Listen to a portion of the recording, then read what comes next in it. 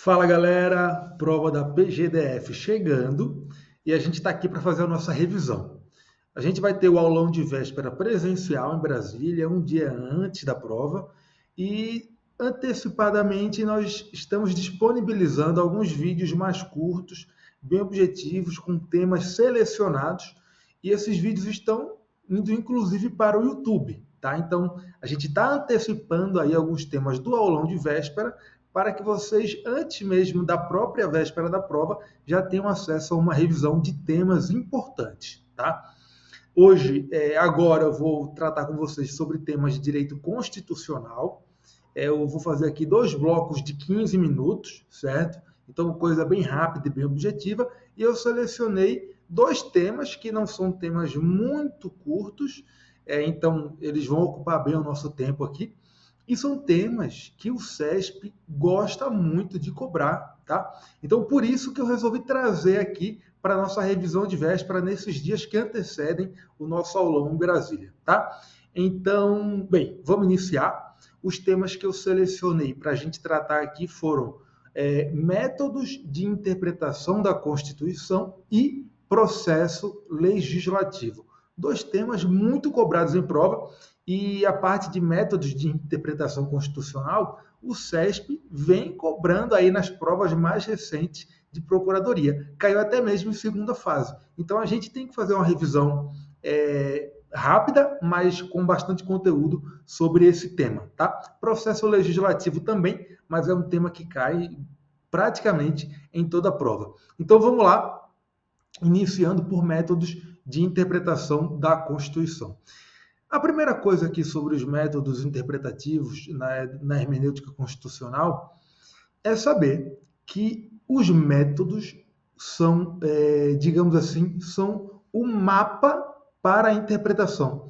Eles são o itinerário que o intérprete deve percorrer para chegar ao sentido da norma. Então, o que é que um método de interpretação da Constituição diz? Ele diz o passo a passo para que o intérprete realize a interpretação constitucional. O método fala o seguinte: olha, intérprete, primeiro você faz isso, depois você faz isso, depois isso, e chega no sentido da norma. Então, isso é um método interpretativo, é o itinerário percorrido pelo intérprete, tá? Bem, os métodos de interpretação da Constituição que a gente estuda atualmente não foram criados, mas foram sistematizados por Canutilho.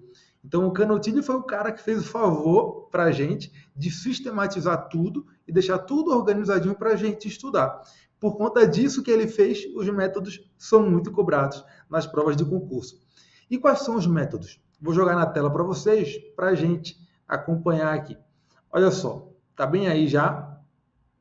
Os métodos de interpretação da Constituição são esses aí. O método jurídico, o método tópico problemático, tá? Que eu gosto de dizer que é o método preferido do judiciário. A gente tem também o método hermenêutico concretizador, o método científico espiritual, que não tem a ver com assombração, tá? Vocês vão entender bem isso.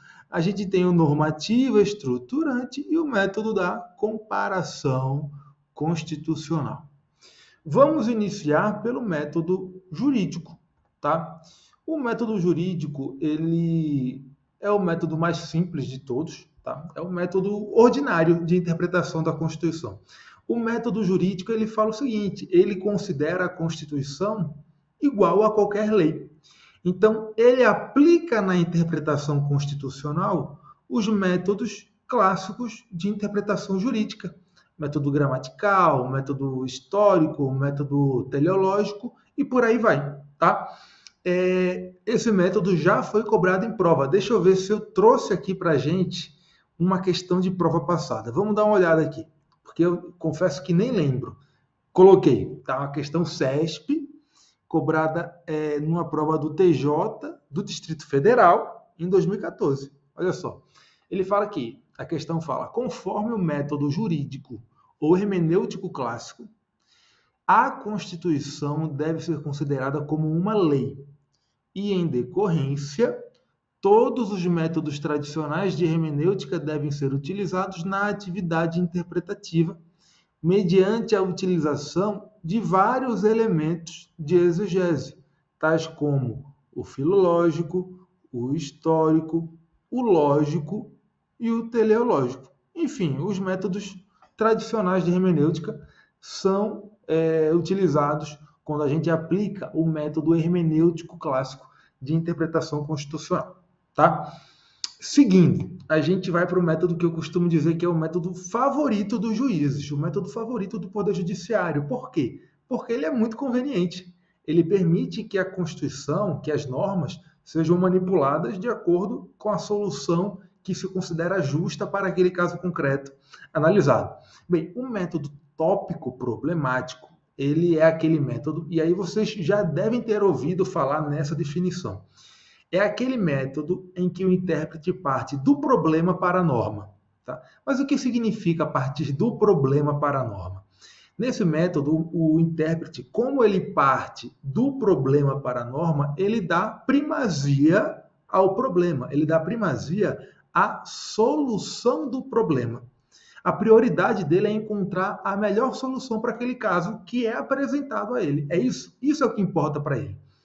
Então, nesse método, primeiro o intérprete estabelece qual é a solução que ele considera mais justa para aquele caso concreto e depois ele busca justificar essa solução em uma interpretação do ordenamento jurídico. Basicamente é isso. Então ele define a solução que ele considera justa, depois busca no texto normativo, no texto constitucional, uma norma que permita aquela solução que ele quis dar ao caso concreto. Tá? É isso que significa partir do problema para a norma. Primeiro resolve o problema, né? Depois ele busca a norma que justifica a solução que ele deu ao problema.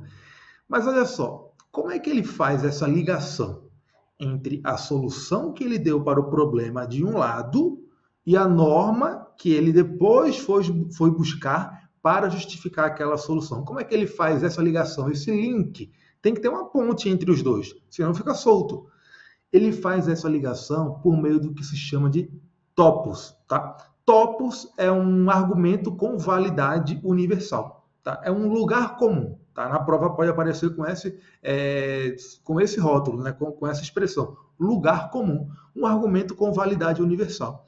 É um argumento que se pode utilizar para justificar qualquer tipo de solução. Então, o melhor argumento com validade universal, na minha opinião, pelo menos, no direito é a dignidade da pessoa humana. Você pode utilizar a dignidade humana para justificar qualquer tipo de solução ao caso concreto que está sendo analisado, certo? Como o intérprete, por que ele faz isso? Por que ele sabe que ele pode primeiro resolver o problema e depois buscar uma norma para justificar aquela solução? Porque ele tem ciência de que as normas constitucionais têm um grau de abertura muito grande, são muito abstratas. É fácil manipular as normas constitucionais em um sentido ou em outro. Então, ele tendo consciência disso, ele aplica o método da tópica, aplica o método tópico problemático. Primeiro, ele define a solução que ele acha que é justa para aquele caso, e depois ele vai em busca de uma norma que justifique aquela solução. Tá? Esse método também já caiu em prova. Vou trazer aqui, eu trouxe aqui para vocês e vou jogar na tela. Olha só, vamos ver como é que foi essa questão de prova aí. Vamos dar uma olhadinha aqui. Olha só, então esse é o método tópico problemático e caiu em uma prova CESP já, tá? Aí até mais recente do que a questão anterior que a gente viu. Foi uma prova aqui de 2017 para o cargo de delegado de Mato Grosso. A questão falou o seguinte: o método de interpretação da Constituição, que por considerá-la um sistema aberto, olha aqui o que eu falei, um sistema aberto de regras e princípios, propõe que se deva encontrar a solução, olha aqui, solução mais razoável para determinado caso jurídico, partindo-se da situação concreta para a norma, é denominado método tópico problemático. É isso aí. Correta a assertiva. Foi exatamente tudo que a gente explicou aqui. A banca condensou toda a nossa explicação em um único enunciado, em uma única assertiva, tá? O próximo método é o método hermenêutico concretizador. Esse método, quando o intérprete aplica esse método, ele segue o caminho inverso do caminho que ele segue quando ele aplica o método tópico problemático. A gente viu que no tópico problemático o intérprete faz o quê? Parte do problema para a norma, ou seja, primeiro ele resolve aquele problema lá. Depois ele vai em busca de uma norma que justifica aquela solução que ele deu para o problema. No método hermenêutico concretizador é o contrário. Ele parte da norma para o problema. Então, primeiro o intérprete identifica qual é a norma que ele pode extrair daquele texto normativo, e aí, a partir dessa norma, ele diz como é que aquele problema apresentado a ele vai ser solucionado. Então, é o caminho inverso ao caminho do método tópico problemático. E aqui, no método hermenêutico concretizador, tem um detalhezinho muito importante.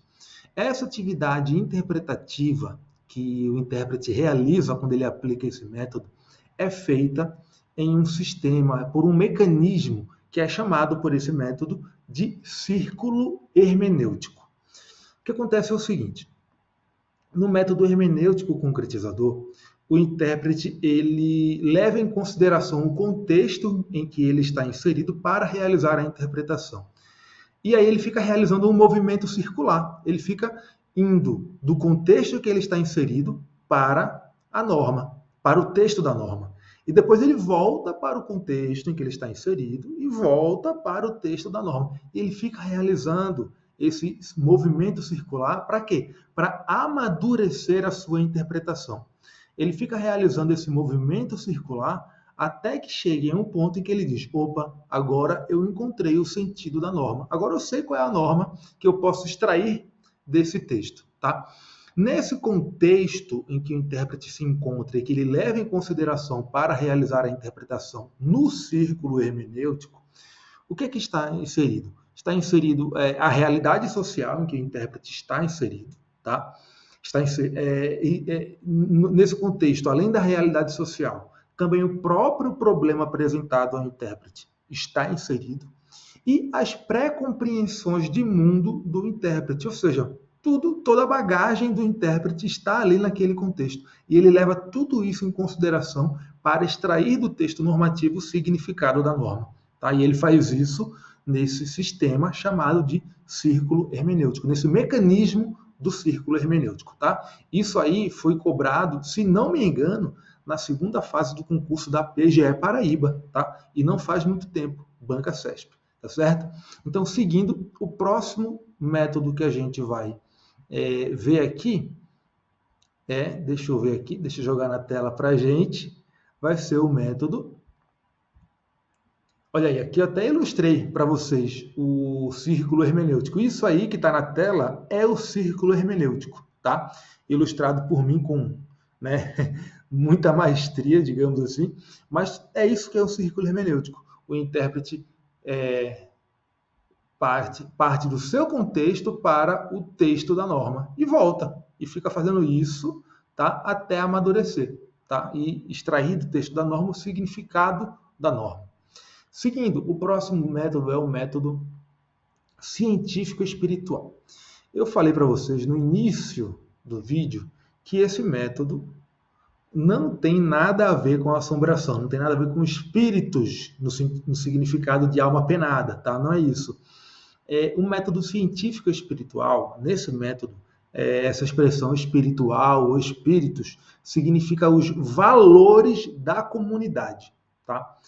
O que é que esse método diz? Ele fala o seguinte: olha, a Constituição, ela reflete os valores da comunidade, tá? Daquela comunidade que ela disciplina.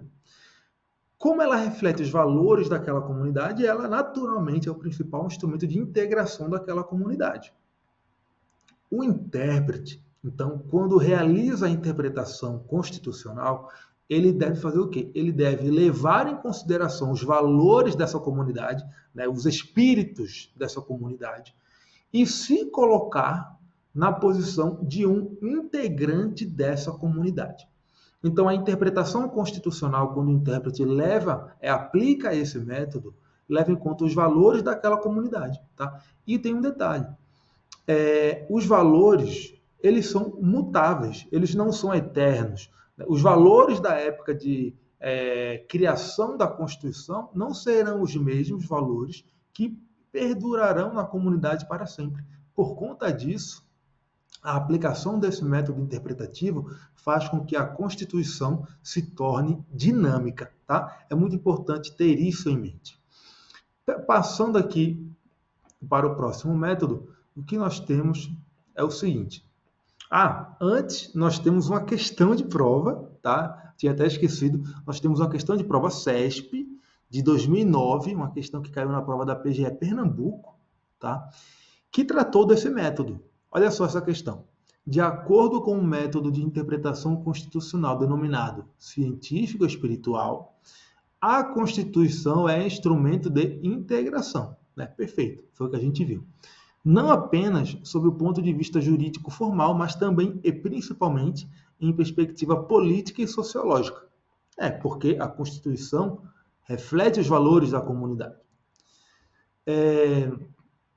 Como instrumento de solução de conflitos, de construção e de preservação da unidade social. É o efeito de integração da comunidade. Né? Então, essa assertiva foi considerada correta, acertadamente. Então, assertiva verdadeira aí no gabarito oficial. Tá? O próximo método é o normativo estruturante. Esse método normativo estruturante fala o seguinte: só existe norma se ela está interpretada. Tá? Então ele fala, não existe norma senão a norma que já foi objeto de interpretação, a norma que foi extraída do texto normativo em um processo interpretativo. E interpretar a norma é concretizar a norma. Tá? Então, para esse método, só existe norma concretizada. Tá? Como é que se dá a interpretação, né, por esse método? Ele fala o seguinte: o intérprete deve considerar o texto normativo e o que ele chama de situação normada. A situação normada é o quê? É o âmbito de aplicação daquele texto normativo. Então, o intérprete vai considerar as duas coisas e realizar um encontro entre elas. Desse encontro, o intérprete extrai uma norma geral. Tá? E aí ele concretiza essa norma quando ele aplica essa norma a casos concretos, né? A casos individualizados. Então, quando ele individualiza a norma, nesse processo interpretativo, ele concretiza a norma. Agora tem um detalhe. Esse método diz que o texto normativo considerado na interpretação constitucional é apenas a ponta do iceberg. Tá? É importante ter sempre lembrança, ter sempre em mente essa expressão, é a ponta do iceberg. Por quê? Porque no processo interpretativo não é apenas o texto normativo que o intérprete vai levar em consideração.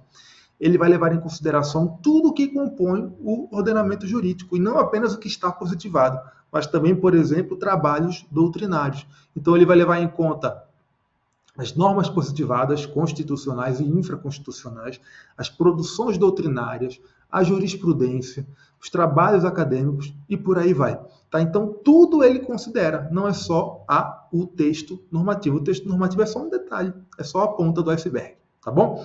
E para finalizar, o último método interpretativo é esse que vou jogar aí. É o método da comparação constitucional. O método da comparação constitucional foi desenvolvido, foi sugerido pelo Peter Haberle, né? E ele fala o seguinte: a interpretação constitucional deve ser feita por meio da comparação entre os diversos ordenamentos constitucionais. Tá? Então é basicamente isso. Ele defende a existência de um comparatismo entre as diferentes ordens constitucionais. Comparando, você vai conseguir interpretar e extrair o real significado da norma. Tá? É isso que esse método diz. Bem, a gente encerra aqui o primeiro bloco da nossa revisão prévia, né, ao aulão. Daqui a pouco a gente retorna com o tema do processo legislativo para uma revisão sobre o que é mais importante sobre isso. Tá? Valeu, até lá!